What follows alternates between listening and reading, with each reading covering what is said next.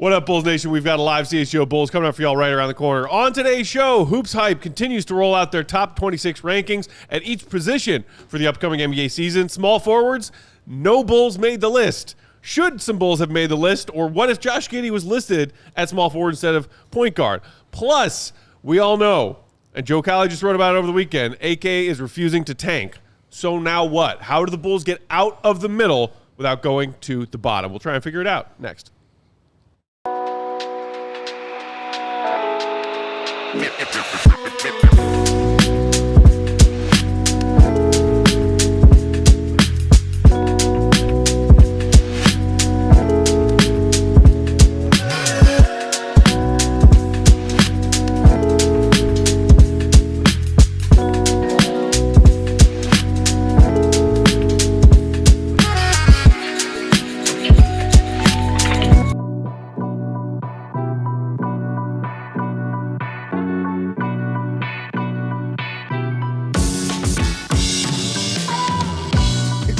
What's going on, Bulls Nation? Welcome in to the CHGO Bulls podcast. Coming to you live from our studios here in West Loop, downtown Chicago. I'm Peck, Bulls _Peck. That is Big Dave. Bam! BAWL Sports.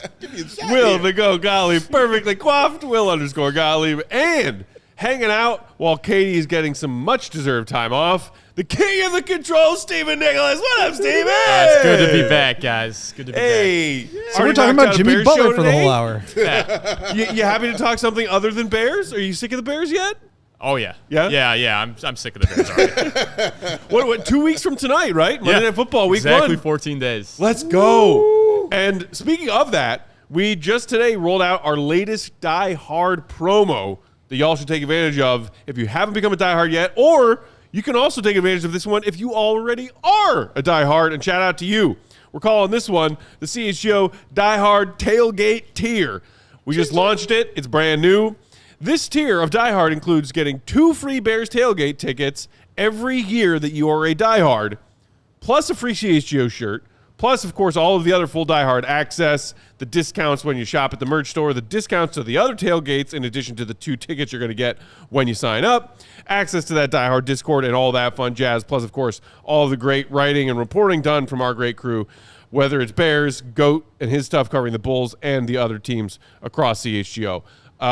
So between the 2 tailgate tickets you get and the free shirt, that's like $175 value, and this sign-up offer we're doing right now is $89.99 for your first year. Yeah, that's a cool-ass shirt, too, by the way. Yeah, plus new merch dropped coinciding with this new Die Hard promo we're rolling out. 3 new Bears tee designs. Is. Look at them, man. Give it a look. Look at that stuff right there. Is that the city of Chicago, the Bears trampling over there? Yeah, sure is. Nice. I like that one. Yeah, I like that one. The one on the left I'm really feeling. Chicagoland really Football Club. Yeah, I'm digging that one, man. Yeah, I honestly like all 3. No, all 3 are great. Yeah. All 3 are really great, man. But you got your favorites. You know, always you got your favorites. And I just mentioned it, but the cool news here, if you are already a diehard, you can still sign up to promote yourself to the tailgate tier to get that access to the 2 free tailgate tickets. And you get another free shirt. If you're already a diehard, you got your free shirt when you signed up. You get another free shirt if you upgrade to the tailgate tier. It's a great deal. So just go to the diehard part of the site, and if you're logged in as a diehard, it'll be like, here's what you are now. Right.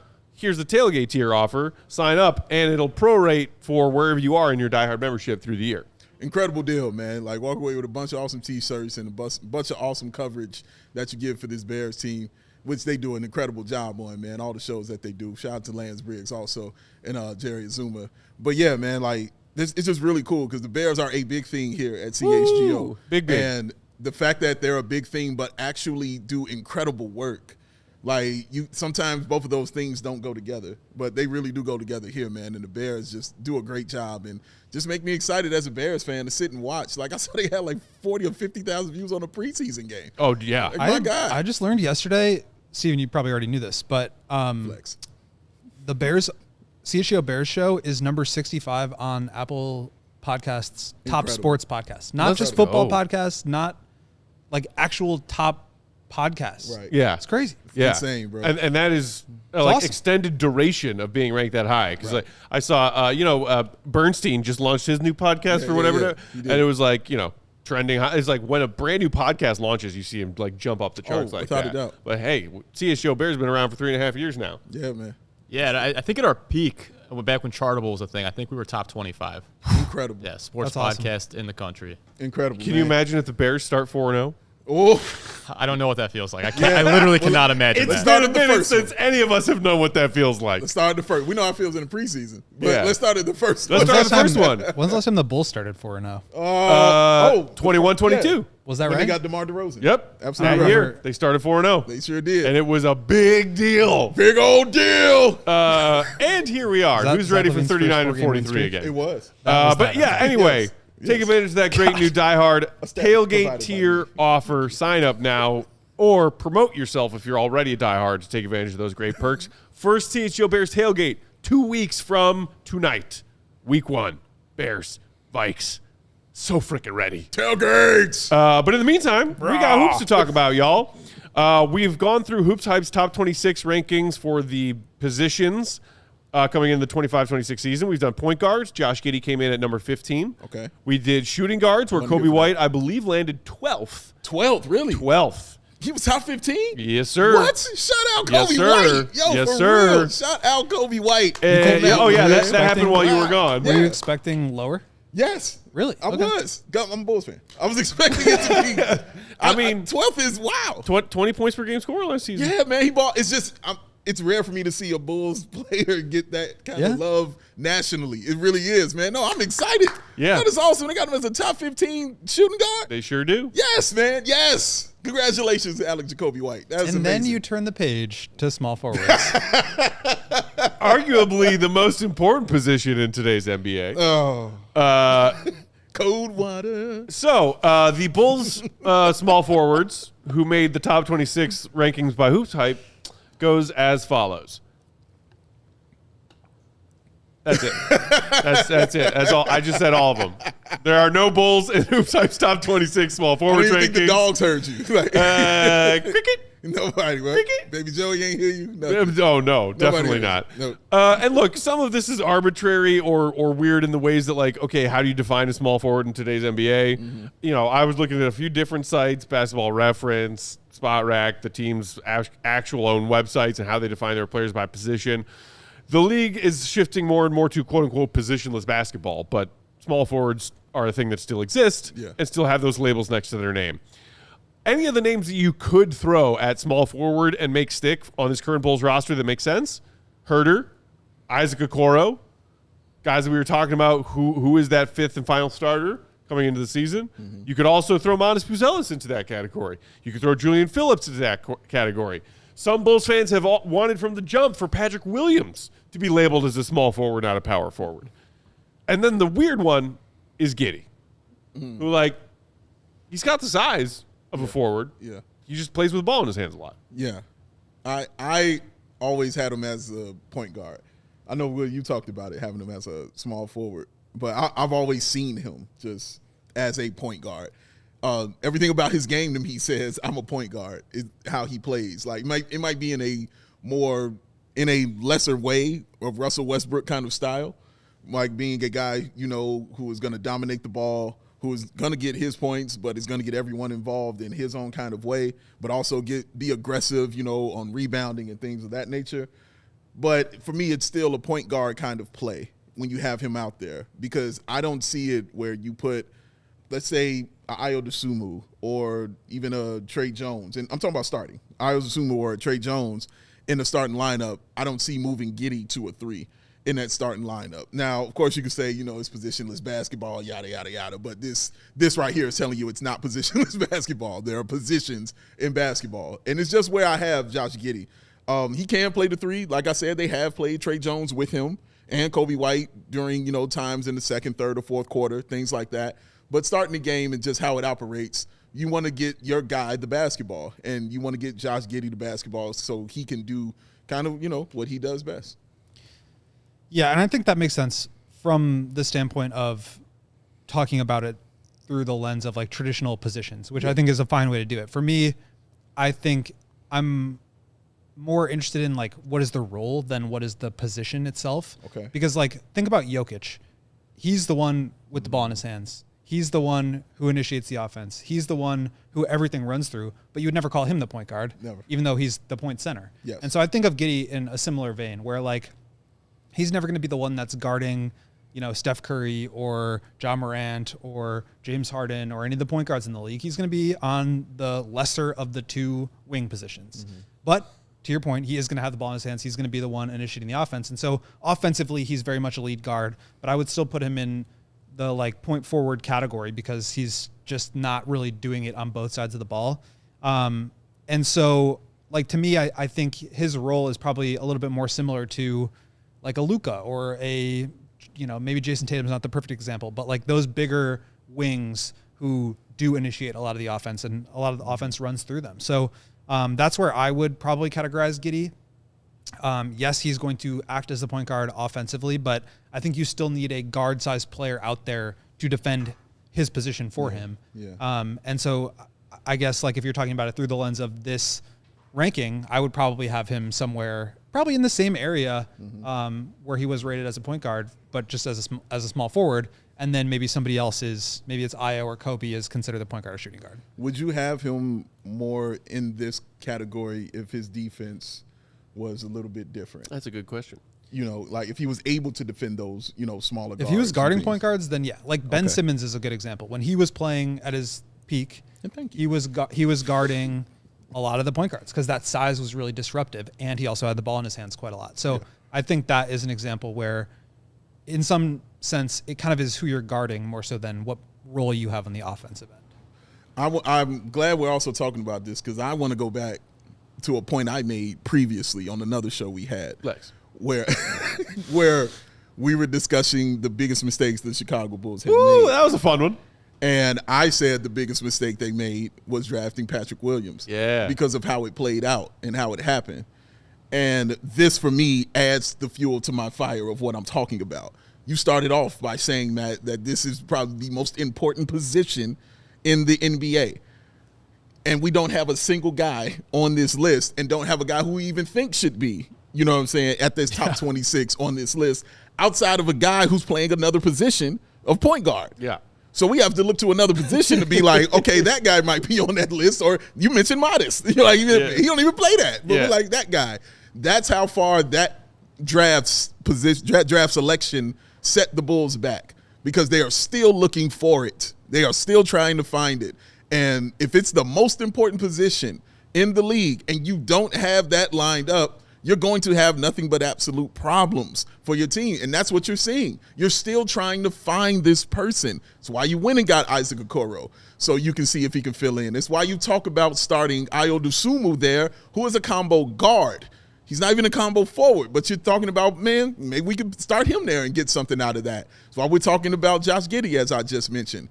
That is to set them back so far for what they are trying to do and trying to accomplish as a team. And it's kind of one of the reasons why they are still like in that middle is because nothing has elevated from the most important position on the floor, which is that 3-and-D. You talking about Patrick and how that set them back. Anthony in the chat saying, remember when we thought Patrick Williams was the next potential Kawhi Leonard? SMH. Yes. Wow. I don't know. Some people thought that. Yeah. Some people, yeah, right? Yeah, the paw. Even wanting him to be not the next Kawhi, but better than this is, I think, the frustrating part. Travis McKnight saying this is disrespectful to Kevin Huerter, as you were just saying, Dave. Like Danny Bulls deserve to make this list. I did take the back end of the top 26 and have those names. Steven, do you have that we could take a look at just to see some of the competition that Huerter or Okoro or whoever else was going up against here. Kuminga, still dealing with his restricted free agency saga, came in at number 26. You got Devin Vassell, RJ Barrett, Andrew Wiggins, Benedict Mathurin, Brandon Miller, and the incoming rook, Cooper Flagg, rounding out the numbers 20 through 26 in these HoopsHype rankings. Top 20 already. Wow. Can you make an argument for Okoro or Huerter or anybody on this Bulls roster to be ranked ahead of any of those names? Not for me. I mean, Huerter had a good half a season, but it's a half a season. So half a season don't get you in the top 26. It'll get you in the lower half of it maybe, but not in the top 26, man. No, I agree. And I think the actually interesting question is like, where would Giddey show up if he were on this list? Right. Would you say confidently that Giddey is somewhere in that top 26? If we're talking small forward, I think he would be. I think he would. I don't know exactly where because there's like some weird. We talked about this with the guard positions of like how does role factor in? Like you have 3 and D guys in there that are higher or lower than like low end lead initiators. So it's a challenging question, but we could go through it if you guys want. Yeah, I mean, would you rank him ahead of everybody who was on that list? The back end, 20 through 26. Brandon Miller, Matherin, Wiggins, Not over Cooper Flag. RJ Barrett, Devin Vassell, Kuminga. I don't know. Yeah, I don't know. It's tough because like, would you rather have a really solid 3 and D wing, or would Yeah. you rather have a lead guy that you have questions about? 'Cause then who you like can- could be really good, but also has like real flaws. You can keep going. Lou Dort, 19. Paul George, 18. DeAndre Hunter, 17. Make it stop. Trey Murphy, Jaden McDaniels, Brandon Ingram, Oh, Michael Porter Jr., Norman Powell, Jalen Johnson, Powell's a 3. He sure is. Denny not so average anymore, Hey, he's up there. What's Denny Avia? 10th. Wow. Shout out Denny Avia, baby. He was DeMar crazy DeRozan, good. 9th. Yeah. Now you're getting to players you're like, well, Josh Giddey's definitely not better than that player. Yeah. But so like, but some of those players in the teens and in the 20s, you can make arguments I agree. that you'd rather have Josh Giddey than some of those names. Yeah, I agree. It's not an easy argument to make. No, but I can make it. I can do it. With that, we got to knock out our first couple of ads. When we come back, we're going to dive into this conversation about the fact that AK ain't going to tank. So what should the Bulls do to get out of the middle? Hit the like. Here's some ads. Today's show brought to you by RC Cola. Let's be real for a second, everybody. The world has gone soft. Everybody gets participation trophies. NBA teams are celebrating going to the play-in tournament, not even getting out of it.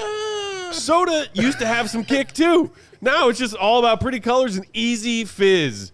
RC Cola is not a soft drink, just damn good cola. It's the original cola that doesn't fold under pressure. RC is an OG cola in a world of spineless soft drinks.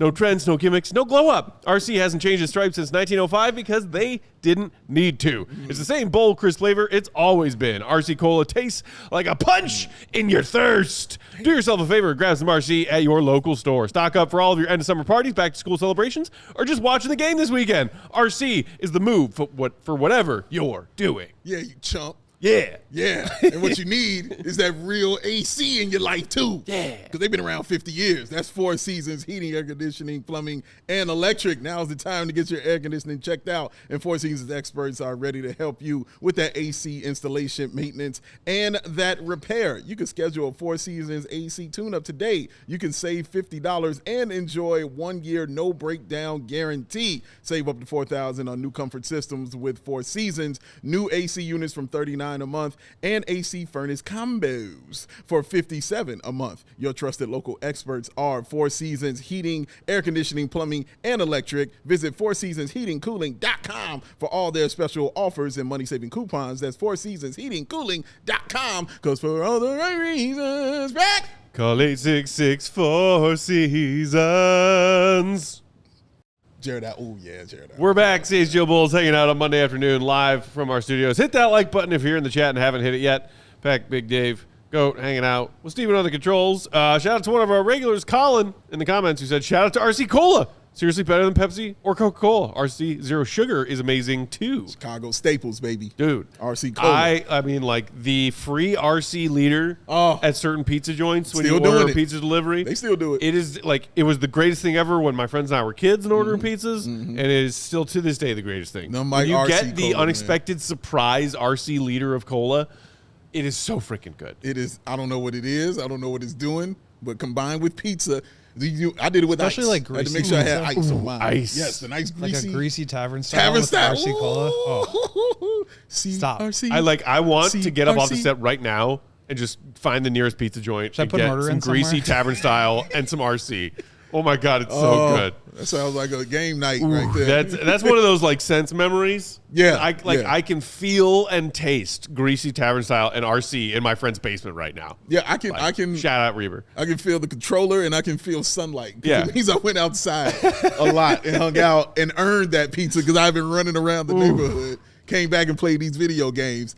Ordered that RC with that pizza. I'm waiting for somebody from RC to come by our office and leave cases of RC Cola we can stock our office fridges with. Oh, Salerno's will be called immediately. Let's go. Oh, yes. Come on, baby. I know what I'm having for Gonna dinner. need some of those pick-me-ups when we get back into season mode. We're in here watching the Bulls fight the Raptors Steven, at did you 9 do p.m. RC? on a Tuesday. You did RC with yours, bro? Yeah, definitely. Okay, just checking. No, you Just mentioned the checking. greasy pizza. It's the combo. It's just the combo. Okay. Yeah, it's perfect. Okay. Better than peanut butter and jelly. Yeah, that's saying something. what That's a saying take. something. That is a Lamb take. and tuna fish. Lamb Everything. and tuna fish. A spaghetti and meatball? Well done, sir. All right, next topic. So our pal Joe Cowley wrote a little something over the weekend. Shout out. And it was his latest and greatest takedown of the Bulls front office for the path that they have chosen. Yeah. There's a few interesting things in there, not a whole lot of like new reporting of what's going on. Just a reminder for Bulls fans as we're now about a month out from training camp and Bulls Media Day. He mentioned that the best path forward for the Bulls is the one they refuse to take. The summer has shown the 26 draft class has a chance to be even better than the one in 2025. A team such as the Wizards is counting on that. The Bulls, it's an afterthought. Let the lottery balls fall where they may, playing the slow game for a front office that has time and contract extensions on their hands. Yeah. Little excerpt there from the latest of Joe Cowley for the Chicago Sun-Times over the weekend, which honestly kind of prompted something that we were talking about discussing last week, Goat, and thought, hey, we'll wait until Big Dave is back. The notion that Bulls fans, even those of us who have been dragged kicking and screaming, me, have to face the fact that this front office and ownership group have zero interest in rebuilding that way. Yeah. Let's try and get ourselves a few high lottery picks to start over. Yeah. They're not doing that. They are trying to remain competitive while flipping their roster, acquiring young players with experience, and AK again going back to his trade deadline press conference saying, we're going to try and build out a roster with 9 or 10 very good players as opposed to a top-heavy roster. We've heard from him that that is the plan, and he asked the fan base for patience to execute that plan. But it still begs the question, okay, no tanking? How are you going to go from a roster filled with young players with experience on moderate team-friendly deals to making a better, more competitive team with a lot of those same pieces outside of relying on the internal development of your young players on your roster right now, getting a lot better than they currently are? Well, I think that you just answered it right there. That's what the hope and concern is, or the hope and the prayer is that those guys get there. And Matt talks about being dragged, kicking and screaming. The person dragging him was me with tears in my eyes. No! I was crying the whole time because I didn't want to do this, but I'm like, Matt, this is the reality. We have to deal with it. But that's what it has to be, Matt. Like, it's no other way that they're looking at this. They're not saying they don't want the draft. We don't know if a free agent is going to be here or not. They're going to get that. So it has to be the development of these guys. Like, it has to be Modest Uzelis growing. It has to be Asenge ascending. Hey, that was dope. Hey, ascending. It has to be, Josh Giddey, growing into that player that Bulls fans think he already is. And hopefully he grows into, more of a all-star kind of ball player. It also could include Kobe White if we're talking about a future. We don't know what that future will hold as far as his contract or anything like that. So all of that has to work. That's a lot to put on guys. And that's the concern here, is that it is so much to put on these players and rely upon strictly that, when what we've seen from these guys so far has been, some nice things going on, but I don't know if it's things to get you to a 6 seed in the playoffs going on kind of situation. Feels more like another play-in for them things. So that's the issue I see and how I kind of look at it. And when he asked for patience, I get that. But now my question is, how long? I understand you need patience to get this done, but how many years are we talking? Are we talking 2? Are we talking 3? Are we talking 4? Because it's not 1. It's definitely not going to be a 1-year thing. So next year is going to be even more interesting because it's completely based off of what happens this season.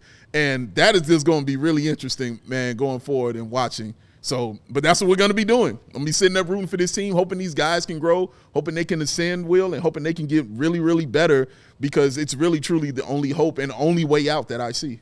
Yeah, you bring up a lot of really good points. And I think there's like just so many different angles with this, but I want to start like, what are you trying to build? What's the end goal?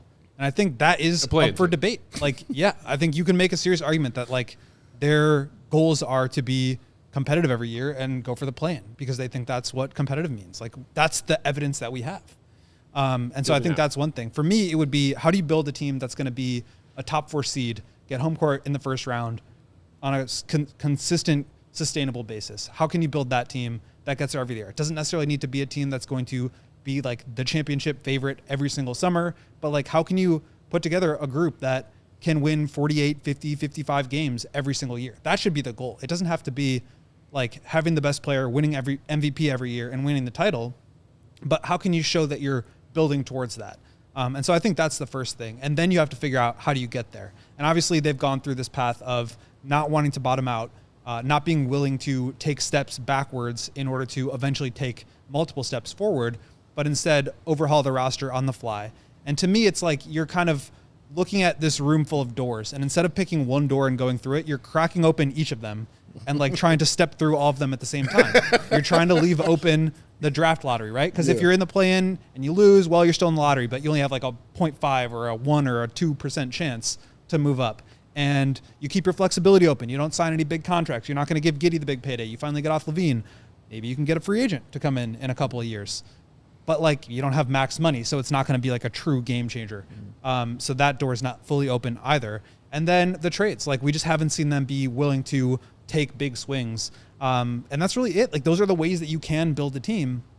And so if you're not going to go in any one of those directions, how can you? And I think the key is going to have to just be like developing internally, making sure that the guys that they do bring in get better, and then leaving their options open to eventually be able to capitalize on something that presents itself. And I think that's a dangerous approach, to be like, whatever the best thing that comes in front of us, we'll just take that. And as opposed to, how do we like make our own luck here? How do we put ourselves in the best position to succeed? And, you know, I do think that there are some things that they can do even in this sort of half-measured approach in all these different directions. But I think the key is just like, how are you going to eventually build up to that point where, because I think, Dave, you brought up a really good point of like, what is the timeline here?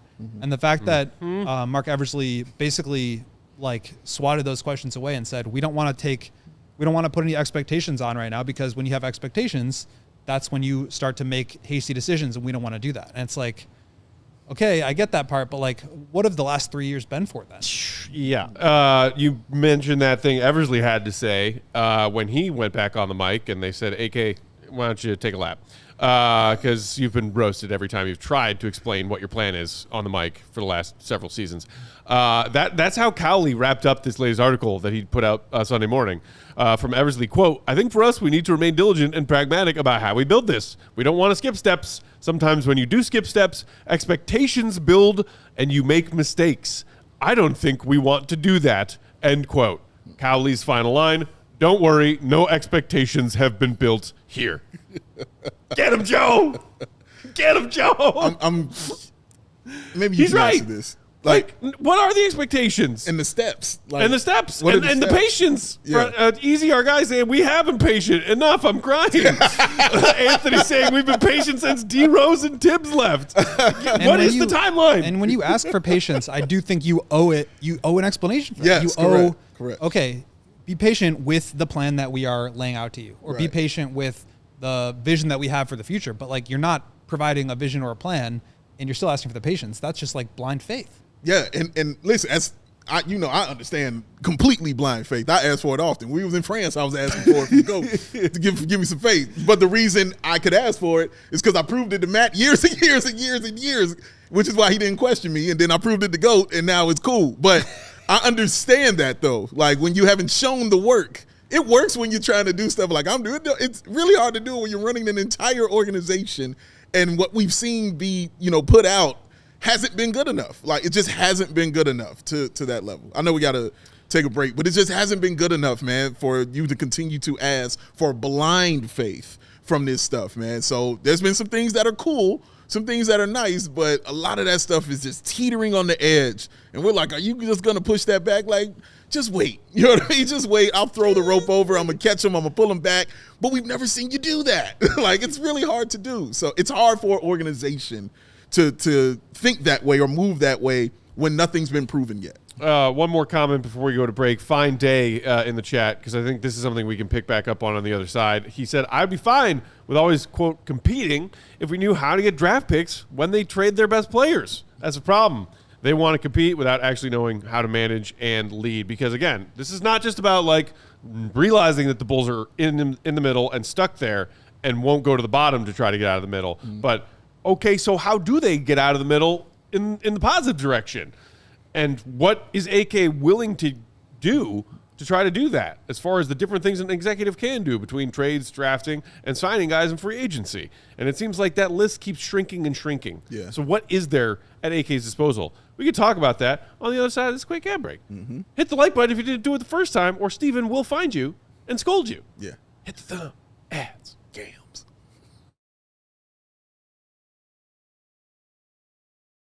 Today's show brought to you by Ray Chevrolet in Fox Lake.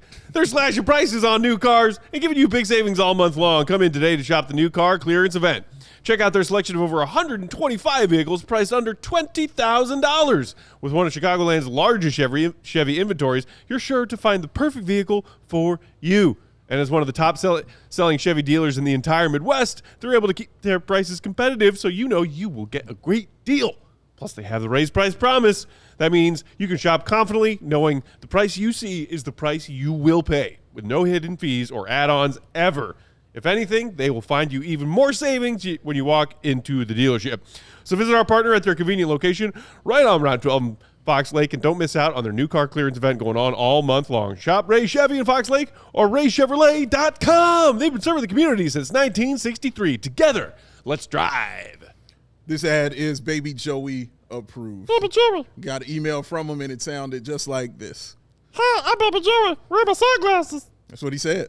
So in case you didn't understand, you never understood. Never understood. Why? Why these glasses cost so much money? Why it cost so much money to look so dang on cool? Well, guess what? Shady Ray said we're going to do something about that with some awesome premium polarized shades that will not break the bank.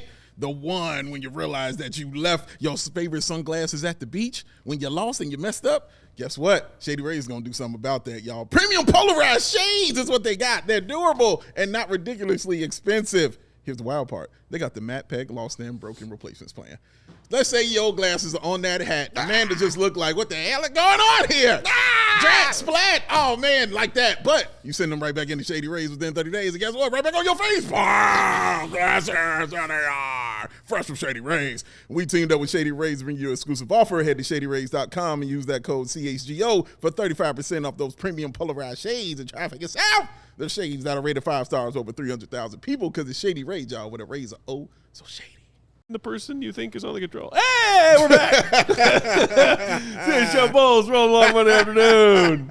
Shout out to Steven. That's Shout out to used to, everybody that means he's used to KDB and counting it in. You know what I'm saying? And go like that. Hey, everybody. Hope y'all like those friendly words from Unky Matt's on the Chevy and Shady Rays. Yeah. Wow. Premium Ray polarized. is both Ray Chevy and Shady Rays. Oh. They should. Shady Ray Chevrolet. Ooh, Dude, a Rays combo. Let's go. Get a Rays combo going. Want a new on. truck and new sunglasses. Oh, I like this. All right, so as we were talking about how the Bulls can get out of the middle because they refuse to tank, what can they do?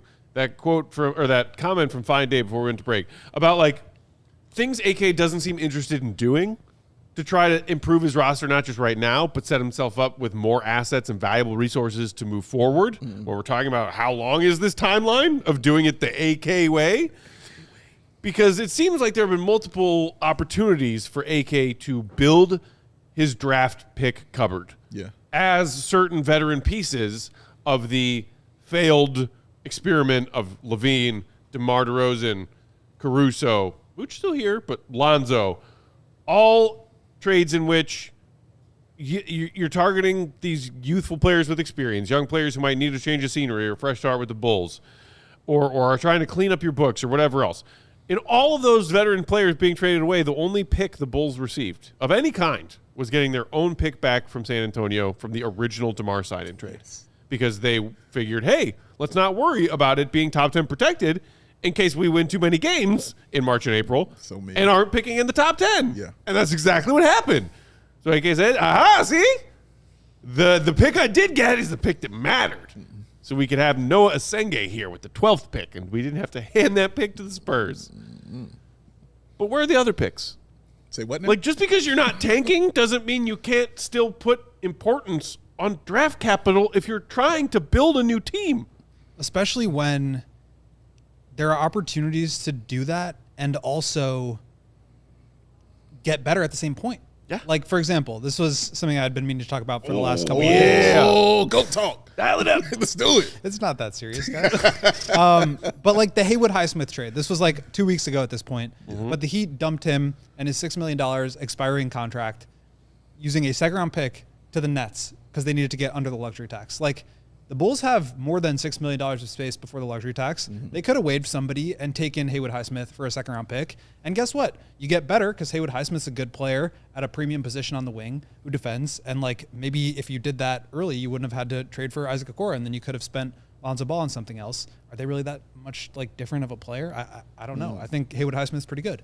And then you also get a second-round pick. And I think, to your point, Matt, like, there are opportunities for them to do both of those things. But when you just like completely ignore the picks in favor of guys that help you get better, you're just like, you're missing opportunities. And I think this brings me to another question that I have, which is that when Arturas said we want 9 or 10 good players thing, like, I think my assumption with that was like, well, yeah, but you also have to have a star too at the top of that 9 or 10 good players. And I wonder if he just doesn't view it that way, because maybe he just doesn't view like Halliburton and Siakam at that level. And maybe he thinks that the Pacers are sort of the formula where they obviously have like 2 all-stars, but they're not like super duper stars. And maybe you can still build a team that's competitive, that can go to the conference finals, that could go to the finals even without that. I do think of Halliburton and Siakam at that level.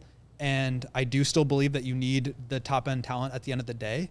But I guess I kind of wonder, like, and maybe that's a good question for them, is like, we've tried to get them to explain, well, the assumption that we can all agree on is you need a star player to get there. So if you're not going to go for one in the draft or via trade or via free agency, how do you bring in that star? And maybe you just can't operate off that assumption that you need a star in the first place. Ooh, okay. So, couple things with you. I completely agree with you in what you just said with that. And I'm glad you said that you don't feel that way about Halliburton being that talked about as far as not being that superstar as far as they're looking at. Because I was about to say that was the discussion going in the playoffs, is can we call him a superstar now just because of how good he has been. Whether you call him a superstar or a regular star, he's an all-NBA player. Like, yes, without a doubt. Like, he's one of the best. You need an all-NBA player. Yes, on your team. you need that. Like, for me. Okay, great. Let's put that as the bar then. You have to be an all-NBA player. You have to be one of those guys. Let's say second team. Like, you have to be in that kind of level to be one of those guys. Jalen Brunson or whoever you want to put in there. You have to be one of those guys there. Bulls don't have those kind of guys. So the one year they had that kind of guy, they went to the playoffs. Yes. That's how it works. You have to have that kind of guy. So for them to be looking at it any other kind of way, for me, is the incorrect way to look at it. You have to look at it as, dude, we've got to have that kind of guy on our team if we're going to ascend in a way that even the Pacers or whoever team you're looking at has ascended. You can look at it from a scheme way too. Like, if you want to look at it as far as the offense is concerned, look at the Pacers offense, man. I kept saying a million times that the Pacers can play any style of offense that you want to play and can play it well. They bump and thump. You want to go inside, they got that. Outside shooting, oh my God, do they have that. Clutch performers, they have a ton of those. You know what I'm saying? They have more than one than Tyrese Halliburton on their team. They can do it any kind of way. The Bulls on offense, definitely a running gun kind of team. That's when they're at their best. And they have also proven they have some guys with some clutch things in them. Giddey was kind of clutch. And we know Kobe has got that thing in him as far as being that clutch kind of player, which is great. But when it comes – and they can kind of play inside a little bit, you know what I'm saying, with Vooch, but just not, to that real serious level because they don't have a Siakam like that on the team who can go get that. But they're hopeful that a guy like Modest Buzelis, you know what I'm saying, can accomplish that and be that. Okay, other side of the ball. Indiana's one of the best defensive teams out there, man. Yeah. Swarming cats. and taking that ball from them and then getting on those breaks. Elite rim protection. Elite perimeter rim protection. I've never seen, honestly, Andrew Nembhard's performance against Shea in the finals was one of the best perimeter defensive jobs I've ever seen. He was incredible. Yes, he was. So what you're saying is the Bulls are basically the same as the Pacers, right? That's what I'm saying, Matt. No. What I'm saying is they don't have that on that side of the ball. They are still working towards finding out their identity on defense and then figuring out how good they can be. They got to figure out who they are. We know that Modest Buzelis can block shots. We know that, and Goat told me about this as far as, rebounding being as far as a part of your defense when Andre Drummond was here. We know that they can rebound the basketball because that's what Josh Giddey does. Josh Giddey can rebound the basketball, so can Nikola Vucevic. But for me, it has to be more scheme than that when it comes to defense. The Bulls just don't really have those horses to be like that on that kind of level. So if you got some of it on offense and you got even less of it on defense, you still need time to build and to grow and to find that all-NBA player that you need on your team to be that kind of squad that you're looking to be. And that takes time, which brings me back to my question. How much time are we talking here? Who needs to develop more development? What do you need to do? Like, what other players are coming in? And it just takes me back, just as far as the plan is concerned for this. Because, again, I understand the patience, and I even understand the blind faith. But how much time are you talking about here? Because you've got a little bit of this and a little bit of that. And, when you're a jack of all trades, it means you're a master of nothing. So I need you to figure out exactly what it is that you're trying to tell us as Bulls fans. And I'm talking about me specifically. When you're telling us exactly, you're asking for patience, what are you saying that you're giving back? With this, man? Because I feel it's deserved for Bulls fans to go in like this when they've given blind faith from the beginning. When all the trades were made, when you made all these decisions to get rid of guys and move forward in a different direction, Bulls fans had all that faith in the world. I think it's time to actually explain a little bit of the plan and not just continue to say, just you'll be patient. It's cool. Just do that. You got to let us know a little bit, man, because we see a little bit of stuff that you're doing, and in tiny bits and pieces, nothing has just been really clicked and locked together. It's so much of it, I think, and it's why Modest. It's why Modest is seriously all I can focus on as a Bulls fan when I'm trying to think of things that are hopeful. Okay. Because I think AK is relying so heavily on internal improvement of the people who are already here for the team to get better.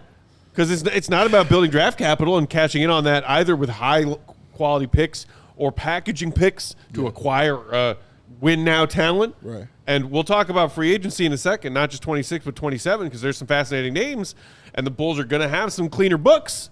But can they land any of them? That's a whole other big problem. So this article this quote was also in Joe's article from the weekend from AK talking about how he plans on making this team better. AK said, quote, "I think we're always going to look at how to improve this roster by adding a player or a high-caliber player. At the same time," AK continued, "I would not put any limitations on this roster or on the way Kobe has been playing, the way Josh has been playing. I think those players have a chance to play on a very high level. We're constantly going to be looking for ways to improve from year to year," end quote. And Cowley followed that up with ... but not this year. Because if you see Isaac Okoro swapped in for Lonzo Ball and drafting Noah Esenge as major improvements to our roster every year, that being this year, great. Congrats on clearing that low frickin' bar. But that's what he's done so far. That's we're working every year by year, to try and improve our roster.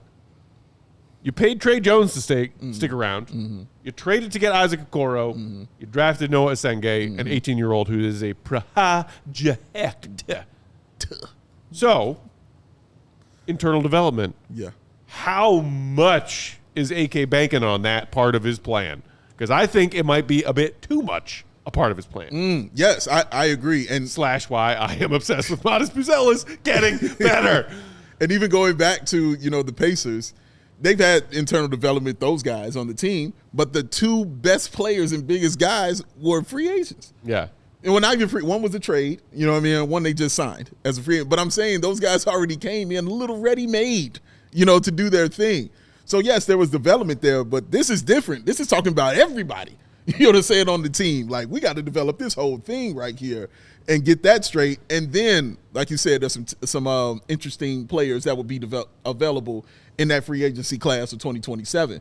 So then maybe that's it. Like, I want to build this right here and get this nice and tight and just ready on that level, then go get that free agent, and then we're taking off. And we could roll with it like that. Maybe that's the way he's kind of looking at it. I don't know if it's the right way, but it might be the way that he's doing it. Well, I think, like, at the end of the day, they just don't have the answers right now. And that's why, like, when he asked for patience, I do feel like there's an element of, like, you do have to give them patience because there's not much else you can do. We knew that there were like 12 or 13 roster spots that were already accounted for heading into this free agency. Next year is when a lot of money comes off the books. Next year is when they do open up some cap flexibility.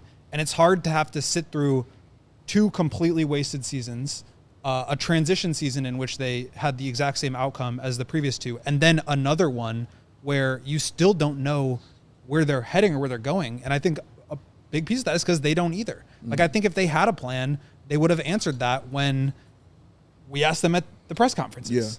Yeah. And so I just don't think that there is anything for them to say other than, like, we're trying to figure it out. And if you just say, like, we don't have a plan, we're just letting Jesus take the wheel, then, like, they're going to look really bad. So they're kind of answering it how they have to. Okay. But I do think that 2026 summer, and in particular 2027, is when a lot of that money comes off the books. It is when they can be a lot more aggressive in free agency. And if they're not then I think you've got bigger problems, because we've seen them try to be aggressive. We've seen them try to take big swings, and those haven't worked out. We've seen them try the patient approach. Like, you can't just be patient forever. At a certain point, you are going to have to start paying your own guys again. Yeah. And, like, this is really the deadline where you're going to have to make some of those decisions. And so for me, it's not going to be like through the draft in the sense that they're going to be bottoming out to try to get a good pick. Maybe they get lucky in the lottery. Maybe they get lucky drafting 11th or 12th, the way that they have last year and hopefully this year with Noah. And you're going to have to try to build internally with those players that you do get. And that's why it's valuable to have all your picks. But at a certain point, like, you have the infrastructure, you've got guys on cheap deals, you have to start paying them. Like, there is a window where you can now go outside to bring in a free agent. And I think that's where this upcoming summer and the following summer become really important. And again, I think this is their opportunity. Like Mark said, he didn't want to put expectations or, expedite the timeline. I get that for this year. Sure. But this next summer, I do think is when you have to start doing that, because if it's not going to be through the draft and it's not going to be in free agency, then how else can it happen other than trades? And so I think they're going to have to start making some moves. Yeah. I've never understood that phrase when you were, who definitely doesn't know how to drive a car? Jesus. Why is Jesus taking the wheel? Because it's called when you're talking about man. the Bulls front office needing a better plan than the one they have or anything else, Jesus doesn't know how to drive. Yeah, but if it's anybody you would give your faith to drive, that's what the point is. Anybody giving that faith to drive the car, it would be Jesus Christ. He would be so confused if you're like, hey, get in the driver's seat of this car. Yeah. Take us from where we are to over there. But you'll trust him to figure it out. I'm going to trust that dude to figure it out. I guess it depends on if you trust him Right, overarchingly about a lot of other stuff. The interesting part is you'll probably be passed out in the passenger seat, so I don't think you would be too concerned. That's why Ubers exist. This is true. Dude, honestly, okay. That's Jesus taking the wheel. How do people still get DDs these days? I will never understand that. Maybe they can't afford an Uber. Ubers are expensive. Ubers are sometimes, expensive. man. That's Yeah. true. Depends on where you're hanging out at. If you can't afford an Uber to the bar, Yeah. don't go to the bar or Fair walk point. there. Fair point. Or walk there. That's Or true. get Jesus to give you a ride, I guess. Or hit me Or up. AK. You know what? Can AK be more serviceful to Bulls fans that are at least the ones located in Chicago? I feel like he should be one of the sort of like, he's not quite boomer generation, but I think he's on the cusp of boomer. Okay.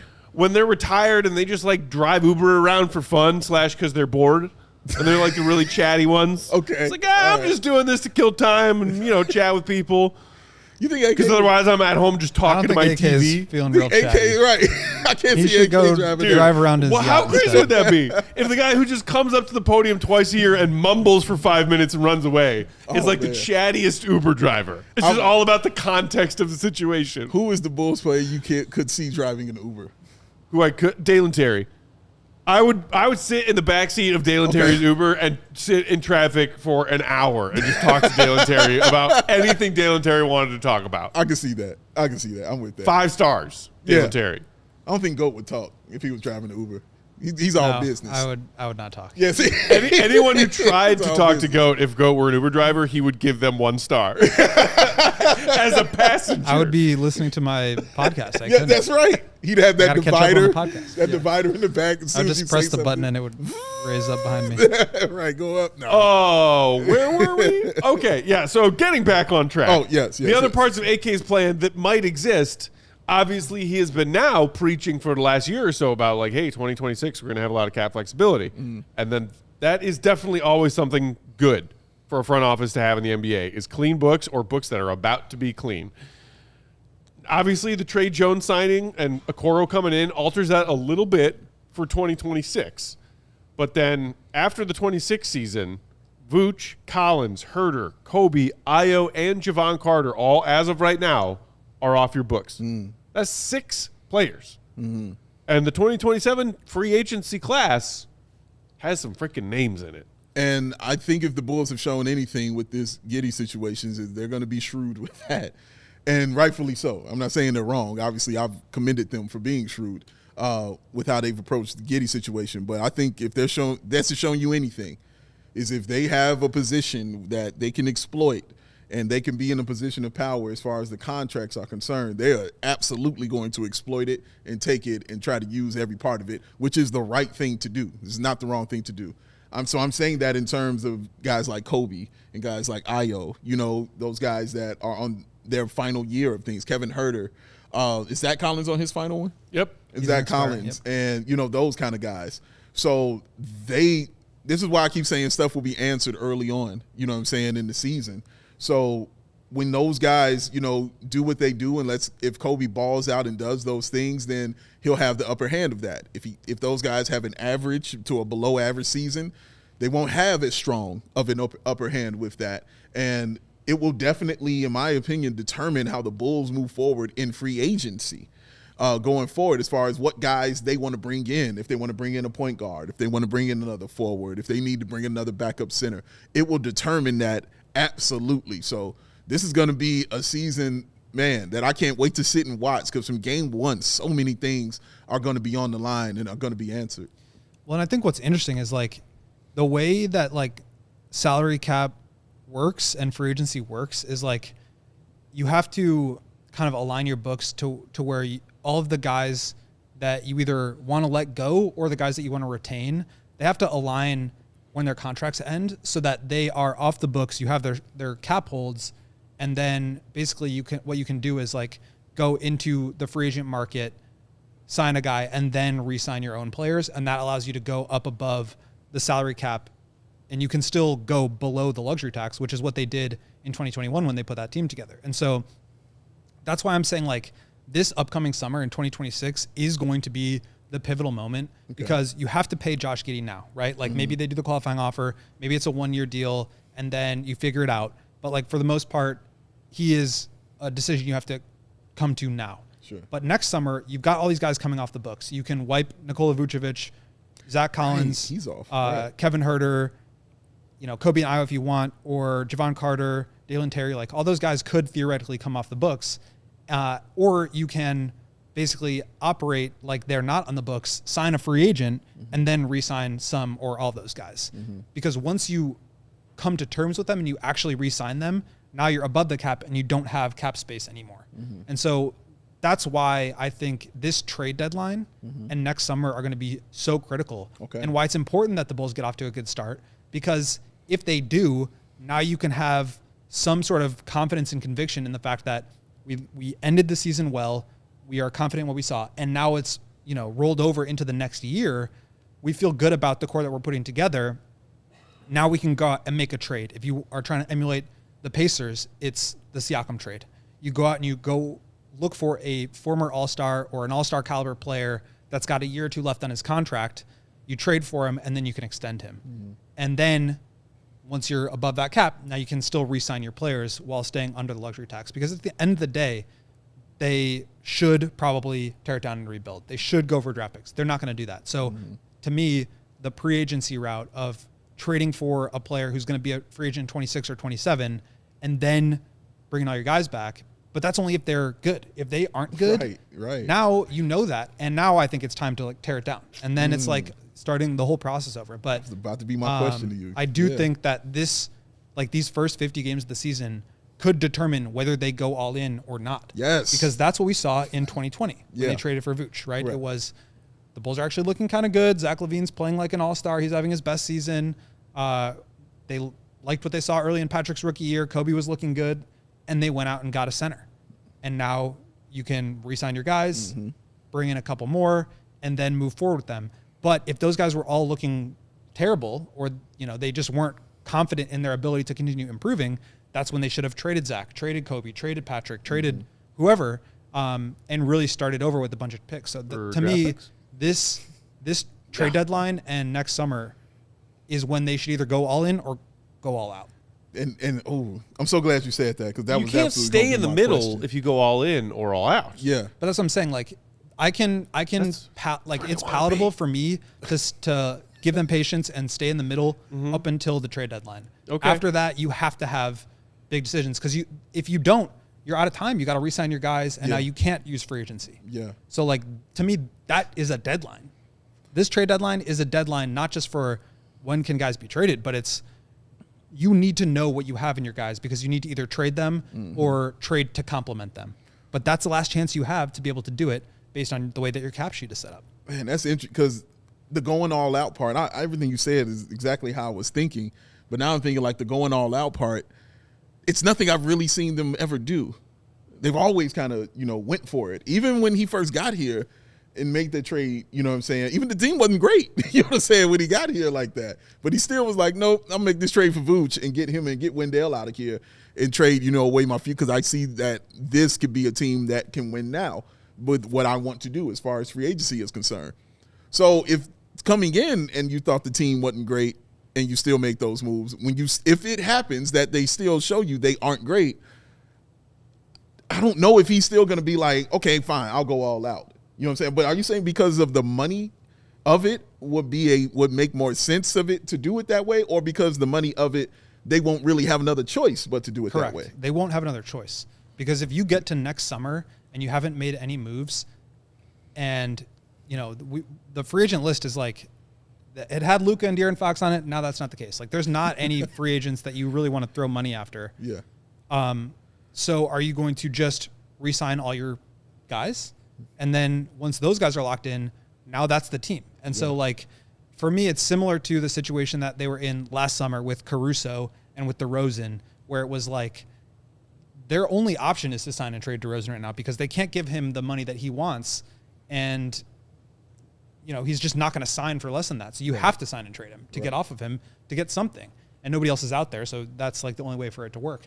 Next summer, it's like you can either re-sign your guys and just run it back again, at which point, you're just banging your head into a wall. Like there's no point to that. And so I think the financial element of it requires them to make a big trade this summer or next offseason before they commit to the players on their roster because they're going to have 8 guys coming off the books. Like they're going to need to fill out a roster. You still need to re-sign guys and you can let some go strategically or fill in the gaps, however, with draft picks or whatever. But they need to make decisions because the books are going to start to get clogged up again. And when that happens, now you're out of flexibility. And now you're in the same situation you were in 22 and 23 when, you probably wanted to make some moves, but you're above the cap. You're right below the tax. You have no draft picks. You're already out future picks. You can't do anything. And that's why they stayed still for 3 full seasons. And that's the middle that I don't think the Bulls will ever try to get out of. Above the cap, under the tax. That is the middle that they are shooting for always. Always. And Michael Reinsdorf has said at various points in time in the past, if we have something close to resembling a championship roster and need one more piece to make it a championship contending roster, then we'll pay the luxury tax for that roster. Yeah.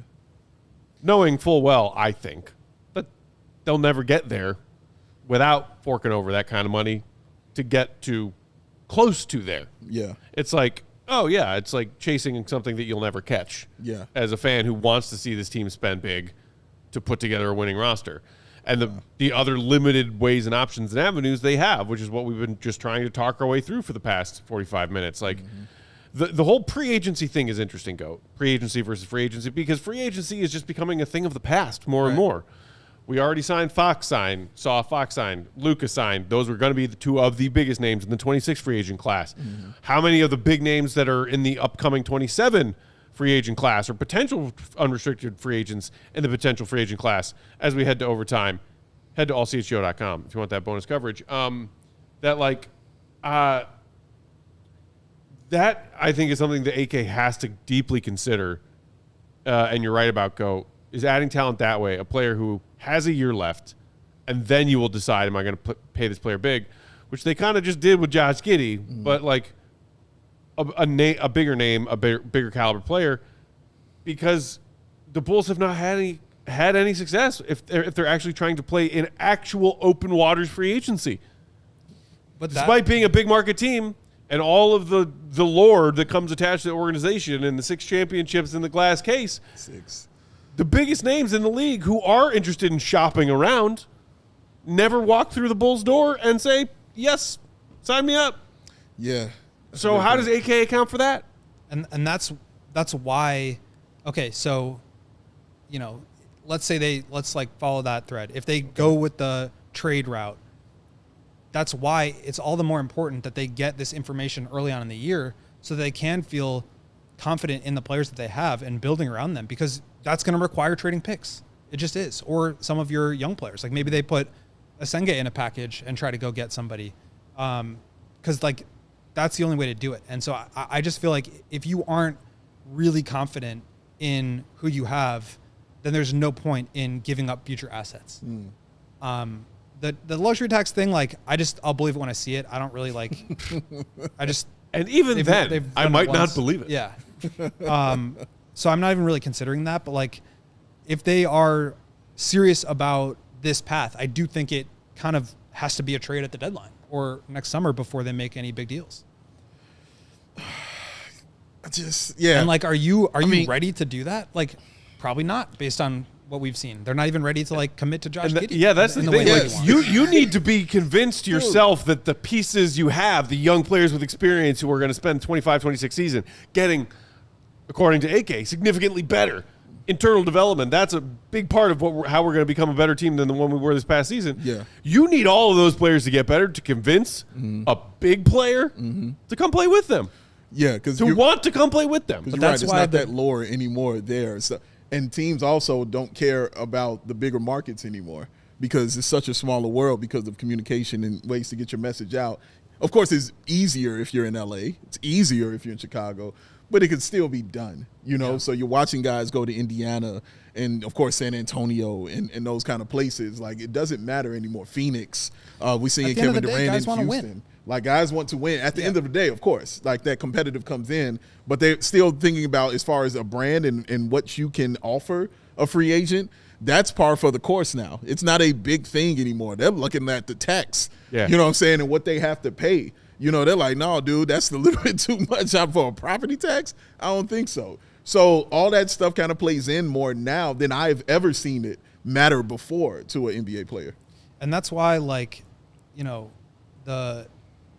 the pre-agency part of it, I think, is important because it is hard to get a free agent to decide to come there, especially when they can't team up with the guys that they want to play with. Yeah, and so that part. Yeah. Think about Trey Jones. Obviously not a star player, but do we think that the Bulls signed Trey Jones in free agency this year if they didn't have him on the roster already?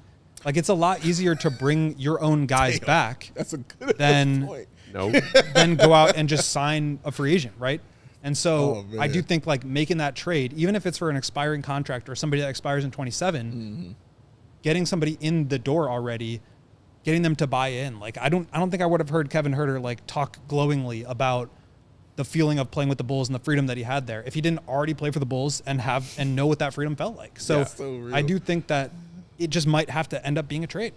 Wow. And if you're going to make a big trade, you got to put draft picks on the table. Yeah. And so you have to feel confident in who you have. And that's why, to me, it's like in the past, I've kind of felt like, well, they should probably be losing these games because that would be much better for the organization's long-term health. But now it's like, okay, if they continue to be mediocre and don't win, now you got to decide to tear it down. And now you're starting over. And then it's like, what have the last 3 or 4 years been for? Whereas if they do start to win and they do put it together and you do buy into it and they are feeling more real, now you can feel more confident in making a big trade and building on what you have. Because I agree, what they have within right now is not enough. You do need to complement it and bring somebody else to the table because what they have just simply isn't enough. But it's just a very pivotal, I think, season, deadline, and next offseason to where you have to somehow come to terms with that being the right decision to make. Maybe not enough for you, Goat. He's spitting. Maybe not enough for me or for lots of Bulls fans out there. It appears to be enough for AK's bosses. Just like that Eversley quote that Cowley used at the end of his write-up yesterday. Keeping expectations low around here. If your expectations are low, you won't be as easily disappointed. Rule of life, kids. Bulls fandom. Hey, Julia. Some of us still demand that our expectations be high because you know what's fun? Winning. Watching your favorite team win. 6-0. Yeah. That was fun. Can we go back to that at some point? Joe Kim Noah was fun. Can we win a playoff series for the first time in a decade? How about, can we do that? Oh, my God. I would be floored if the Bulls got out of the first round of the playoffs anytime soon. Oh, floored with excitement. It's so fun. Oh. God, I miss it. It's been 84 years. All right. With that, we will pause the conversation for today. Read GOAT stuff, allchgo.com. Take advantage. Oh, real quick. Shout out. I meant to do that. Thank you, Steven. Anthony saying, hey, fellas, can I get a birthday shout out to my sister, Stephanie, who's a diehard Bulls fan and fan of the pod. Stephanie! Happy birthday, Stephanie. Many happy returns. Birthday to I hope the you. Bulls disappoint you less this season than last. But we won't. But we'll be here We'll either be way here. to We'll help be here. you and embrace you Yes. if you are disappointed. Sending you hugs. Get ready for it. Appreciate you. 9 versus 10. Here we go. Yeah. Read GOAT stuff. Become a diehard. Take advantage of that new tailgate tier diehard promo going on right now. Available allchgo.com. Check it out. You can also take advantage of it if you're a diehard already to get yourself those tailgate tickets. First tailgate for CHGO Bears 2 weeks from tonight, Monday Night Football Week 1. Plus all the other perks. Follow Will _Gottlieb. Big Dave is a bow. BAWL Sports. I'm Bulls _Peck. We are CHGO _Bulls. Shout out to today's King of the Controls, Stephen Nicholas. Stephen, did you have fun talking Bulls today? There was They just make me so mad. Butler. They just make me so mad. It is what it is. Welcome to the party, pal. We now dismiss you back to your regularly scheduled Bears duties. Bears. Also making me mad. Hey, we will see you right back here tomorrow, same time, same place, 4 p.m. Central for another fresh live episode. Bulls Nation, have a great Monday night. See you, Red. Be good. Peace. Love y'all. We all silly like the mayor.